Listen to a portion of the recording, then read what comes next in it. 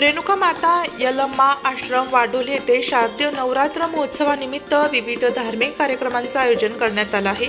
मानवता किन्नर समाज संस्था नाशिक अध्यक्ष श्री सल्मागुरू नायक यांच्या मार्गदर्शनाखाली पूजा सल्मागुरू किन्नर आईसाहेब यांच्या मार्गदर्शनाखाली चालणाऱ्या या महोत्सवास रविवारी भागवताचार्य हरिभक्त पारायण, खुशालीताई उगले अध्यक्ष नारायणी वारकरी शिक्षण संस्था मुलींची त्र्यंबकेश्वर यांचे कीर्तन सायंकाळी 7 ते 9 या वेळेत संपन्न झाले।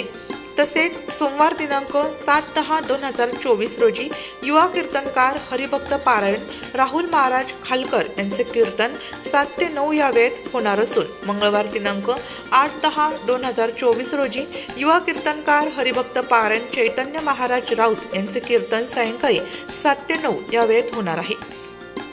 आरती आणि मातेची पूजा, कोजागरी पौर्णिमा निमित्त महाप्रसाद अशा अनेक कार्यक्रमांचे आयोजन करण्यात आले आहे।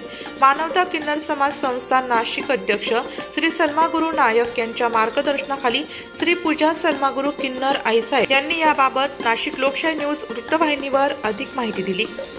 जय श्री माता।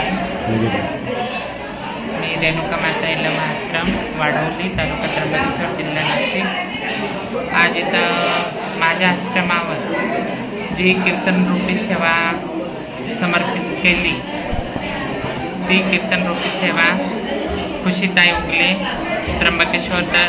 त्र्यंबकेश्वरकर यांनी खूप चांगल्या पद्धतीनं प्रस्ताव सगळे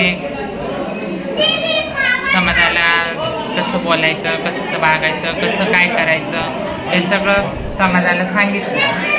आता याच्यातून काय घ्यायचं आणि काय सोडायचं हे आता तरुण वर्गांनी ठरवायचं आहे। किंवा आईवडिलांना कोणी घराच्या बाहेर काढतं, कोणी अनाथ आश्रमांना टाकतं, अशा गोष्टींवर पण खुशीताई उगले यांनी खूप भारी कीर्तन केलं, खूप चांगलं कीर्तन केलं। मी भगवती चरणी हेच प्रार्थना करते की इथून पुढे ते अशीच चांगली कीर्तनरूपी सेवा करत राहावं, हीच भगवती चरणी प्रार्थना करते। व त्याचा पण कीर्तनाचा कार्यक्रम आहे, राहुल महाराज खालकर 7 ते 9 कीर्तनाचा कार्यक्रम होणार आहे। सगळ्यांनी याचा आनंद घ्या।